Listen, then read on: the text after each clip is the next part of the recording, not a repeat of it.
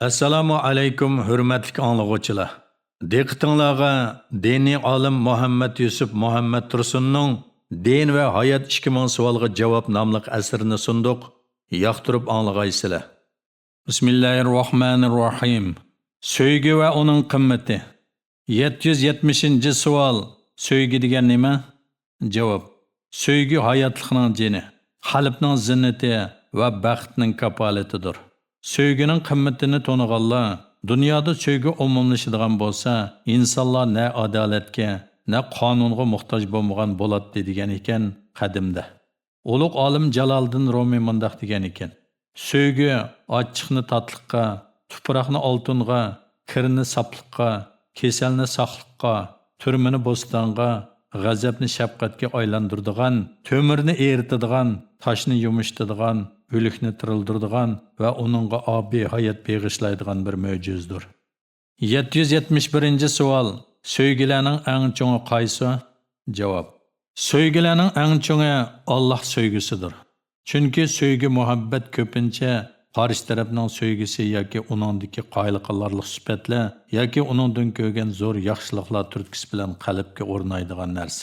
Halbuki Alloh taoloda sevgi muhabbatga turtki bo'ladigan omillarning hammasi bo'liqi bilan bor. Masalan, Alloh taolo bandalarga bekmi shafqatlik va to'limi mehribon zotdir. Uning bu shafqatini va mehribonligini aqli bor inson, Alloh taolo uni ona rahmatidagi vaqtidan tortib yoki cho'ng bo'lib yashab o'lganga qadar qandoq parvish qilganligini, xatardan qandoq saqlaydiganligini albatta tushunadi. Shunga payg'ambar alayhissalom quchog'ida bolasi bor bir ayolni ko'rsatib turib, sahobalardan: "Bu ayolni bolasini o'tga tashlashga rozi bo'ladi, desam ishonamsizlar?" deb so'raganda, sahobalar: "Bu ayol hargiz bolasini o'tga tashlashga rozi bo'lib turolmaydi", deydi.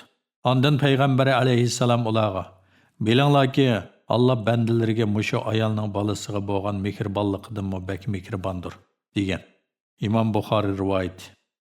Alloh taolaning insonlarni ikki olamlik baxt saodat yo'liga boshlash uchun ularga shafqat payg'ambari bo'lgan Hazrati Muhammad alayhissalomni avatganligi va hidoyat manbai bo'lgan Qur'on Karimni tushirganligi, gunohkorlarning tavba qilib o'zlarini isloh qilib olishiga fursat berib, ularni hamon jazolamaganligi va tavbaning eshigini ta qiyomatgacha ochiq qo'yganligimi Alloh taolaning bandalariga bo'lgan mehribonligining ifodasidir. Suyish uchun qoyil qilarlik sifatlardan so'z açsaqmi, Alloh taolo uchun sifatlarida, ish-faoliyatlarida va tadbirlarda eng mukammal yagona zot. Bütün go'zalliklar, mukammalliklar va jimiy yaxshiliklarning manbai Alloh taolodir. Suyish uchun turtki bo'ladigan yaxshilikdan so'z ochgandimi, Alloh taolo eng mukammal sevgiga loyiq yagona zotdir. Inson xarakteri uningga yaxshilik qilganga hurmat qilish va uni suyishni tabiiy burch deb biladi. Dunyoda qaysi birining yaxshiligi insonni yo'qdan bor qilib, eng chiroyli shaklda yaratgan, uningga aql idrok ato qilib, barcha maxluqotlardan hurmatli ham qudratli qilgan va uni koinotning xo'jayini qilib belgilab, hammani uningga bo'ysundirib bergan karamlik, shafqatlik Allohning yaxshiliklariga yetalisin. 772-savol. Alloh sevgisining qimmati qandoq? Javob. Alloh sevgisi iymonning eng asosli tarkibi. Haqiqiy mu'minlarning ifodasi, ibodatlarning eng kattasi, sevgilarning eng asli, haqiqiy musulmonlikning ifodasidir. Shunga Alloh taolo Qur'oni Karimda mu'minlar Allohni hammadan ortiq do'st tutquchilardir degan. Sura Baqar 165-oyat. Payg'ambar alayhissalom uning ahamiyatini bayon qilib mundaq degan: "Kimgiki uningda 3 narsa bo'ladi ekan, u iymonning halovatini tetigan bo'ladi. Birinchisi, Alloh va uning payg'ambari uning uchun hammadan sevimli bo'lishi. Ikkinchisi, birovni do'st tutsa, uni faqat Allohning roziligini ko'zlab do'st tutgan bo'lishi. Uchinchisi, musulmonlikdan keyin kofir bo'lishni, xuddi o'tga tashlanishni yomon ko'rgandek yomon ko'radigan bo'lishi." Buxoriy rivoyat. Chunki Alloh taolo sevgi muhabbatning yagona manbai. Dunyodagi bütün sevgilar Alloh taolaning cheksiz sevgisidan bir tomchi bo'lgan holda Alloh taolodan kelgan. Qalblarga sevgi o'tini salg'uvchimi Alloh taolodir. 773-savol. Alloh sevgisi nima bilan ifodalanadi? Javob. Alloh sevgisi uningga haqiqiy ravishda itoat qilish, bütün hayot qaynamlarida uning ko'rsatmalarini dastur qilib, amal qilish bilan ifodalanadi. 774-savol. Payg'ambar sevgisi qandoq sevgi? Javob. Payg'ambar sevgisi Allah sevgisidan qolsa eng ahamiyatli sevgi bo'lib, iymonning bir parchasidir.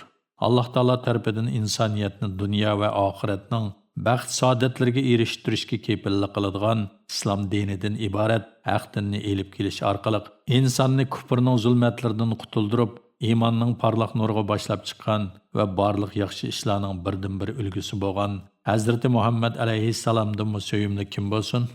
Payg'ambar alayhissalom sizlarning hech biringlar meni otasidan, bolasidan va barliq kishilardan ortiq sevmagicha mu'min bo'lolmaydi deb ko'rsatgan.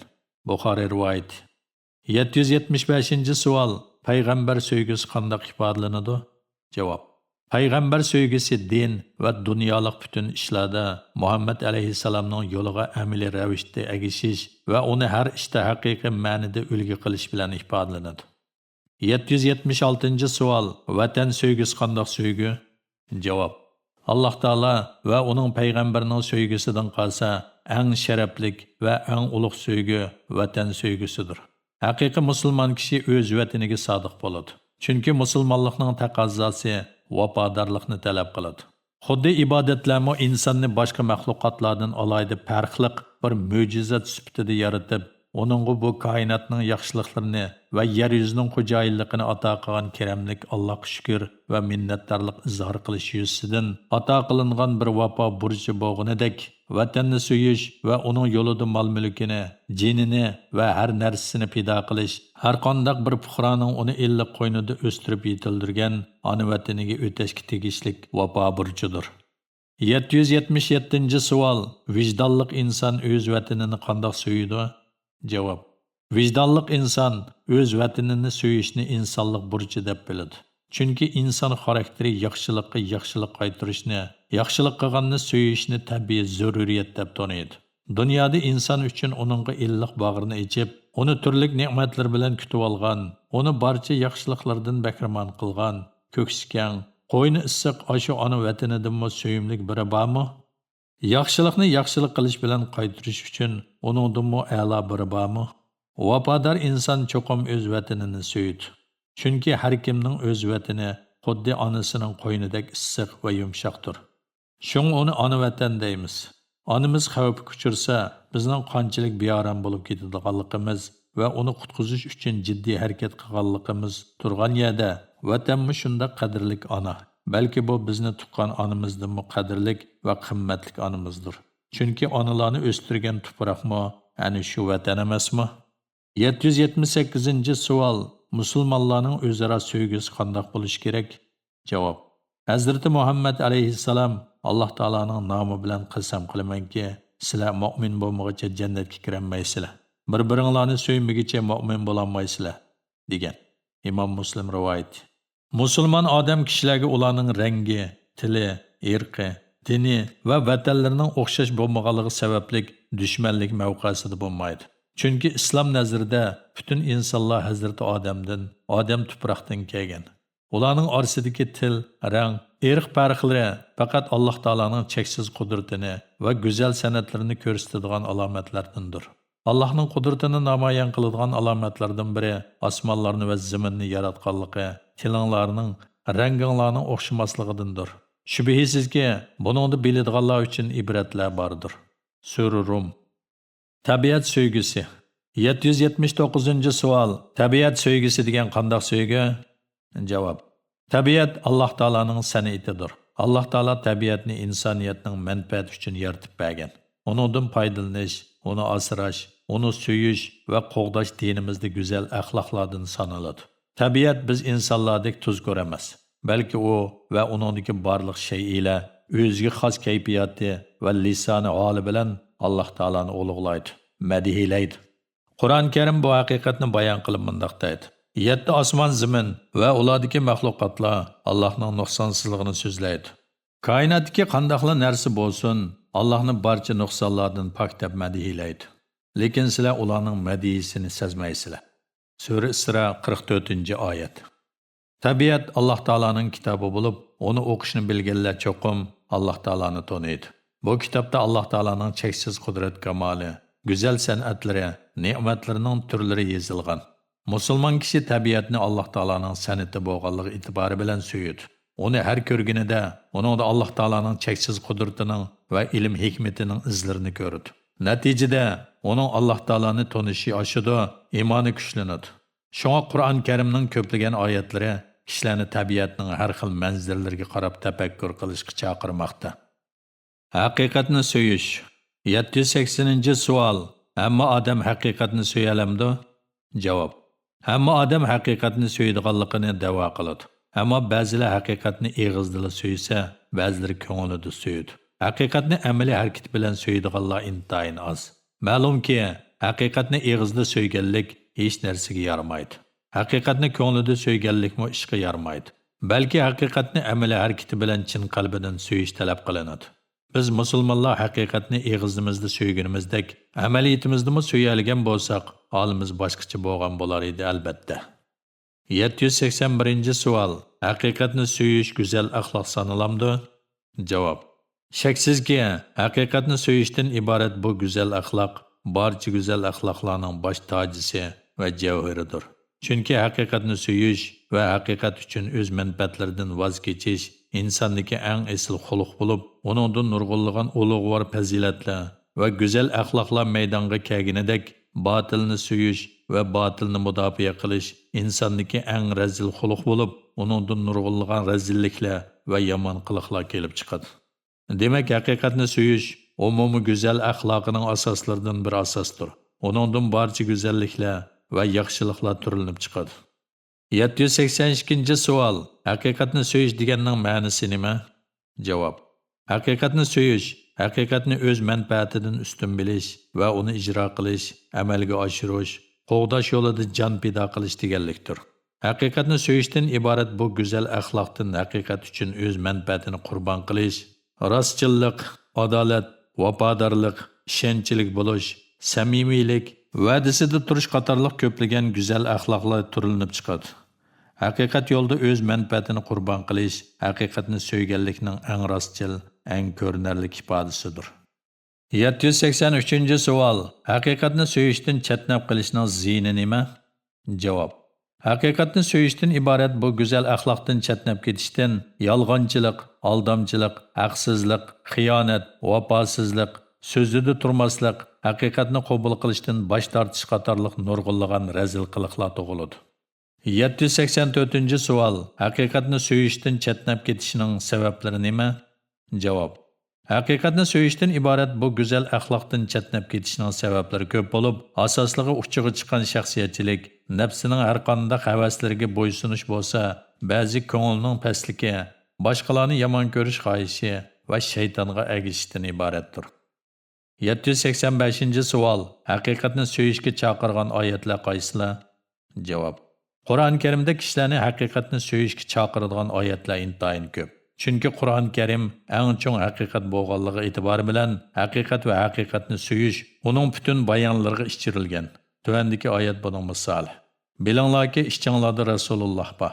Agar u nurg'un ishlarda sizlarga itoat qiladigan bo'lsa, cho'qim qiyin ahvolda qoladinglar.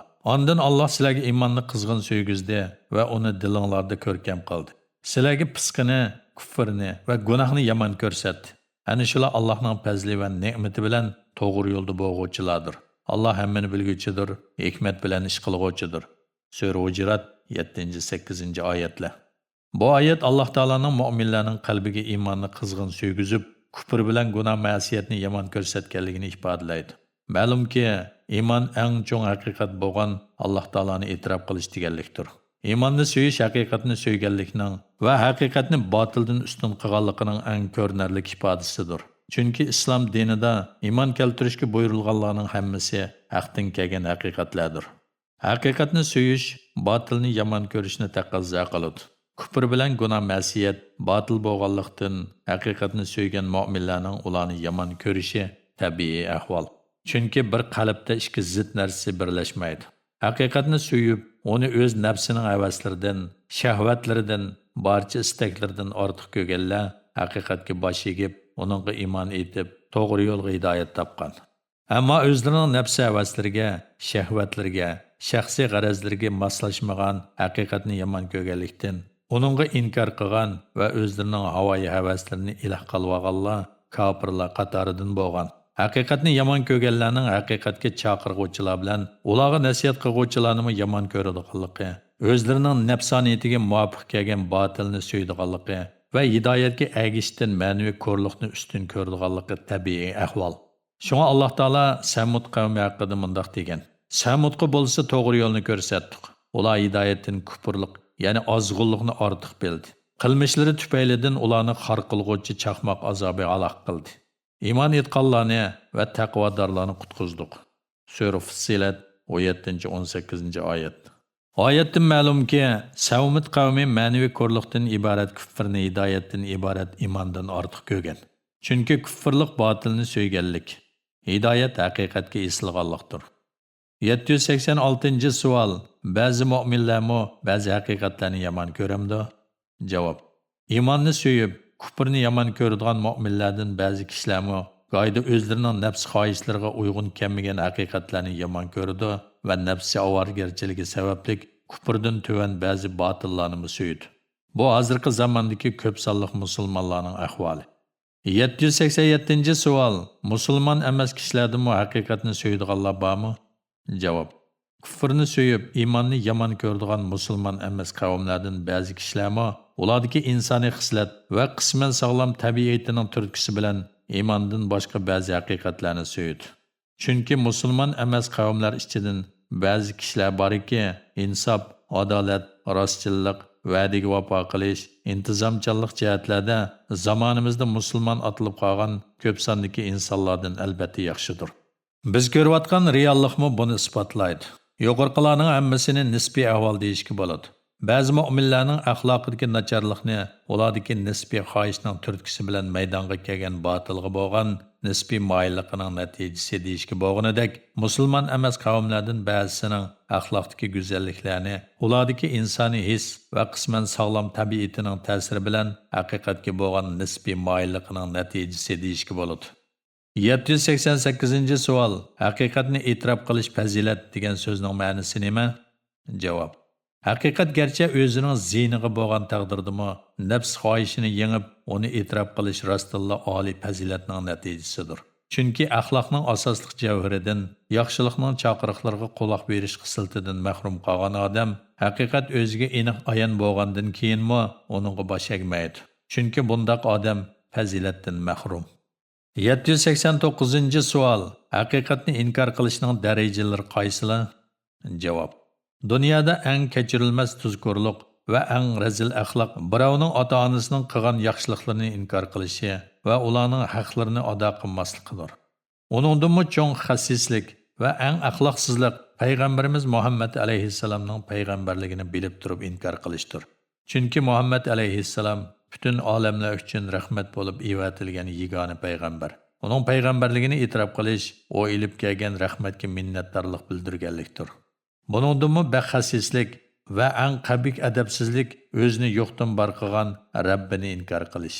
Uning yaratquchi, rizq berguvchi, hayot berguvchi, yaxshilikning mukofotini, yomonlikning jazosini berguvchi yagona iloh ekanligini e'tirof qilmaganlikdir. Dunyoda buningdimi yomon tuzkurlik bormi? Alloh taoloni va uning ne'matlarini inkor qilgan odam tangdossiz cho'ng bir haqiqatni rad qilgan bo'ladi. Mundaqlardan insoniy xislat yoki axloqning ta'sirini topqilinmaydi. Chunki bundaqlar razillik patqig'iga beshig'ichi patqanlardir. Aqli o'sha joyida gap so'zlari va yurish-turishlari normal bir odamni sarang deb sifatlagan birini o'p-ochiq yolg'on so'zildi deymiz. Chunki u o'p-ochiq bir haqiqatni inkor qilgan bo'ladi.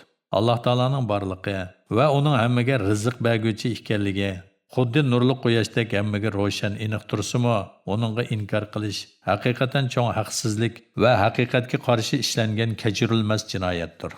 Shunga haqiqatni bilib turib, uningga inkor qilish eng qabih axloqsizlikdir. Shuningdek, fazilat egasining fazilatini, ilm ahlining bilimini bilib turib inkor qilish go'zal axloqdan mahrum qolgan baxtsizlarning ishidir. Adolat. 790-savol. Adolatning ma'nosi nima? Javob: Adolat har bir haq egasining haqqini kam ziyoda qilmasdan berishdir. Adolatni barpo qilish har bir musulmon uchun diniy, axloqiy majburiyatdir. Adolatni barpo qilish haqiqatni so'yganlikning ifodalaridan biridir. Chunki adolatning prinsiplari va uni amaliylashtirish ayni vaqtda haqiqat taqozo qilgan narsani yurgizishdir. Demak, adolat bilan haqiqatning o'zaro bog'lanishi intayin zich bog'lanishliqdir.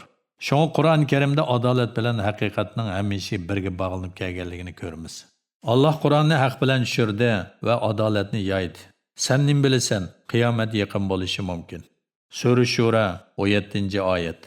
Biz haqiqatan payg'ambarlarimizni ro'shan mo'jizalar bilan avatdiq va ular bilan billa insonlar adolatni barpo qilsin deb kitobni, qonunni tushirdik. Sura Hadid 25-oyat. 791-savol. Haqiqatni so'yish bilan adolatni so'yishning munosabati nima? Javob. Haqiqatni so'yadigan va uni e'tirof qiladigan odam cho'qim adolatli bo'ladi. Chunki adolat o'zi e'tirof qilgan shu haqiqatni ro'yatga chiqaradigan narsa, adolatni so'ymagan odamning haqiqatni so'yganligida shak bor. 792-savol. Adolat talab qiladigan ishlar qaysilar? Javob. Adolat talab qiladigan ishlar intayin ko'pdir. Ulardan muhimlari tuvandikicha. 1. Odam boshqarishda adolatli bo'lish. Mas'ullik mayli xos bo'lsin, mayli umumga munosabatli bo'lsin, har birda Alloh taolo belgilagan adolat prinsipi bo'yicha ish ko'rish talab qilinadi. Umumga munosabatli mas'uliyatda haq egalarining moddiy va ma'naviy haqlarini to'liq ado qilish, haqli bo'lmaganlarning suiiste'mol qilishiga yo'l qo'ymaslik va ommaga ularning har birining iqtidoriga qarab yuksalish fursatini yaratib berish, ish taqsimotida adolat bilan ish ko'rish qatorliqlardir. 2. Da'vo ishlarida adolatli bo'lish. Da'vo ishlarida adolatli bo'lish deganlik, da'vogarlar o'rtasida hukm qiluvchilarning Alloh taolo belgilagan adolat prinsipi bo'yicha ish ko'rishi, qaysi bir tarafga yon bosmasligi yoki haqsizlik qilib ziyonga uchratmasligi, adolatparvarlikka nuqson yetkazadigan ishlardan yiroq turish qatorliqlardir.